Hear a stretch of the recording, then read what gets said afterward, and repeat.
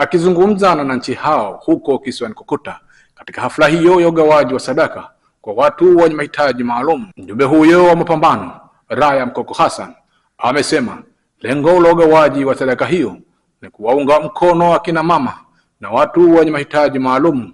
Amesema ugawaji wa sadaka hiyo ni juhudi za viongozi wa nchi pamoja na kuwepo kwa amani. Kwa hiyo tuna kauli mbiu yetu ambayo tunasema ukimwezesha mwanamke ni sawa sawa na kuwezesha jamii nzima.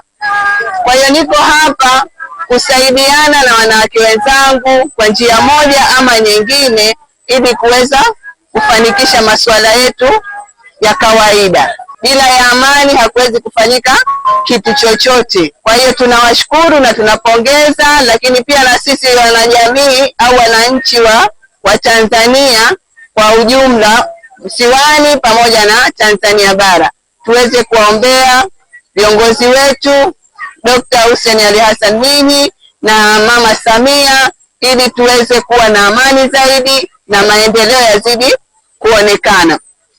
Hao wadau wote ambao wanakuja huku, kama si wao sisi tusingeweza kufika huku. Aidha, mjumbe huyo anawataka wazazi kuwalinda watoto wao na vitendo vya udhalilishaji, huku wakitumia nafasi ya kuwapongeza viongozi wakuu wa UWT. Atuondolee maradhi, atuondoleshe udhalilishaji kwa watoto wetu, tupate watoto ambao watakuwa ni taifa bora la kesho. Kama mjumbe wa mapambano dhidi ya ukatili wanawake na watoto, napenda kuwapongeza viongozi wangu wanawake ambao ndio ambao wamenichagua. Kwa upande wao wanufaika wa sadaka hiyo na Mboto Ame Hamisi pamoja na Haji Madini Haji wakizungumza kwa niaba ya wanufaika wenzao, wamesema msaada ambao umewafikia umekuja mwafaka kipindi cha mfungo, huku mjumbe wa shehia ya Mtambwe Kusini Adam Hamis Adam amesema utoaji wa sadaka hiyo ni mwendelezo wa mjumbe huyo katika kutoa, hivyo amemtaka kuendeleza zaidi kutoa kwa watu wenye mahitaji maalum. Tunashukuru kwa kupata msaada japo ukiwa mdogo, lakini tunashukuru hivyo hivyo.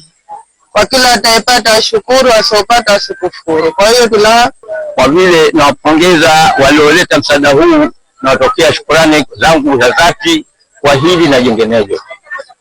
Natoa shukrani nyingi sana kwa mjumbe wa mapambano kuletea awamu ya pili hii, kuletea misaada kama hii.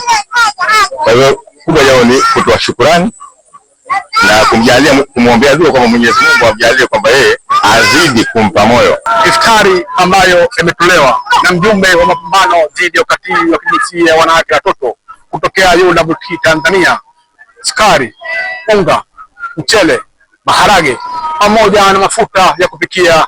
Nikiripoti kutoka hapa katika kisiwa hichi cha Kokota, wilaya ya Wete, mkoa wa Kaskazini Pemba, ni mimi Maulid Hamisi.